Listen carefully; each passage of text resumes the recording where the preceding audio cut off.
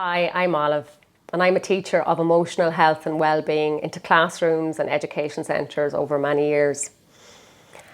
Currently, I'm very concerned about children's mental health and wellbeing in the classroom. Not seeing a face every day, not seeing a smile. In my opinion, it's impossible for children to learn while they're in a state of fear, and I've taught this to children over many years. We have two sides to the brain. We have the logical side to the brain, which is what we use for maths and geography and science and all those subjects. But we also have the creative side to the brain, the visual side. And both of those sides to the brain need to work well and in conjunction. When we're in fear, the fight or flight response is very strong. It shuts down the logical brain. So, we've proved it's actually impossible to learn when we're in this state of fear and very difficult to focus. At the moment, children are in a lot of fear. They're afraid to hug people, they're afraid to touch things, they're afraid to share their sweets, they're afraid of so many things right now. So I appeal to all people in Ireland right now, for your children, connect in your communities, bring back joy, laughter, fun and dancing. National schools in Ireland are the linchpin of our communities and our standing. So I appeal to everyone to step up and bring joy and laughter and fun back into children's lives.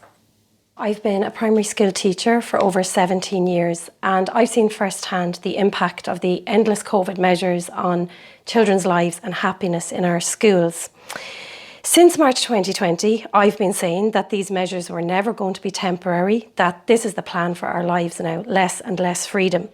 As a teacher, of course, I love being proved right. However, I would gladly have made an exception in this case. Some people believe that taking human rights from children is okay if it means it makes themselves feel safer. Some of us find this to be abhorrent. Children have a right to education.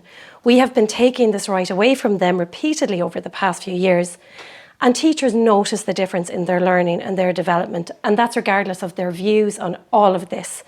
The difference is there. We have taken away their human rights with no justification.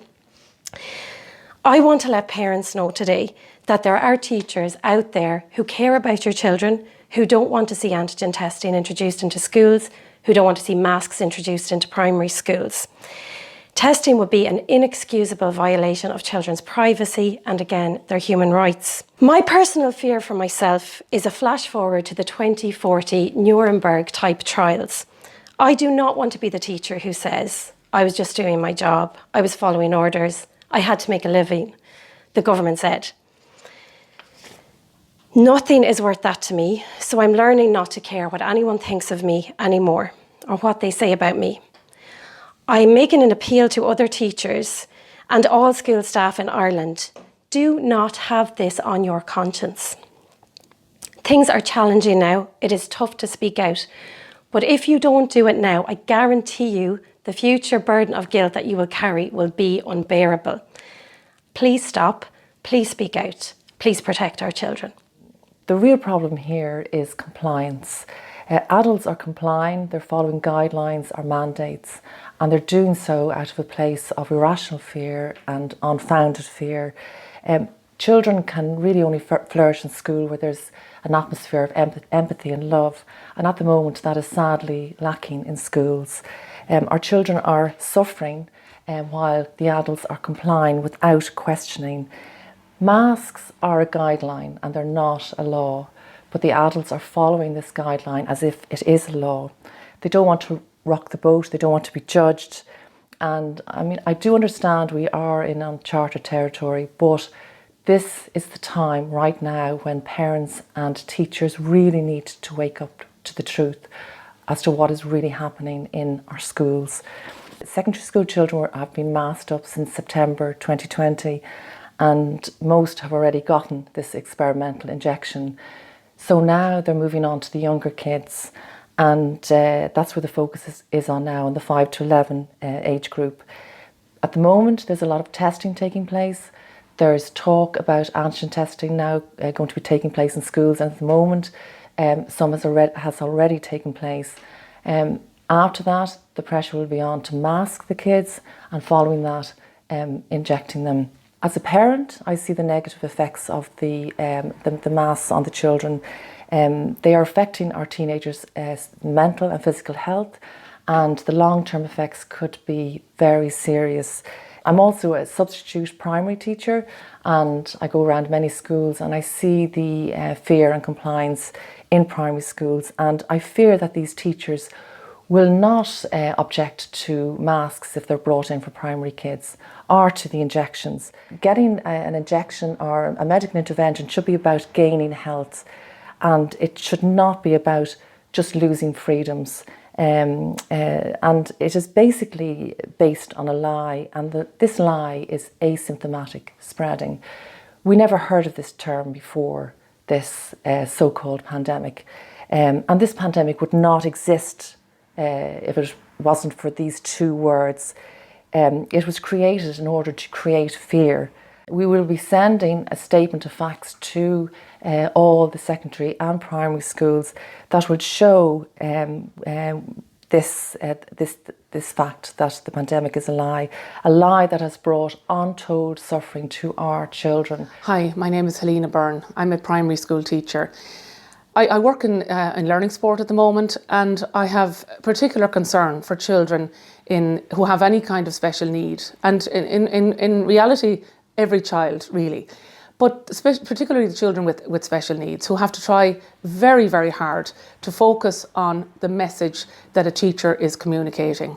And communicating is a two-way street. So if a child has a sensory issue, has a hearing deficit, has a language deficit, has autism, they are at a much more at a disadvantage to pick up the verbal cues, the non-verbal cues, the facial expressions from the teacher. I would also question the amount of money that has been given to schools for the purpose of PPE, for sanitisers, for cleaning staff, etc. I mean, it has been great. Schools have improved their hygiene standards, their hot water, their sinks, all those facilities. But the money, we never asked for that money, and teachers and schools are usually begging for money. This has been given to us. But look at all the other areas that are at a deficit in schools. Psychological assessments. Every school has a quota, and it's not near enough to meet the demand for assessments. Then we have children on waiting lists for HSE assessments. So the money, I think, that has been spent has to be questioned in terms of the real value for money for these children in our care. I would appeal to parents, particularly who are watching, to really start questioning this, because parents are the ones who end up doing a lot of the fundraising. They're the ones who might have to put their hand in their pocket to pay for a private assessment. They really have to start questioning the wisdom of the financial aspect of this, the wisdom of their child getting an education at a disadvantage, really, from teachers who are wearing masks.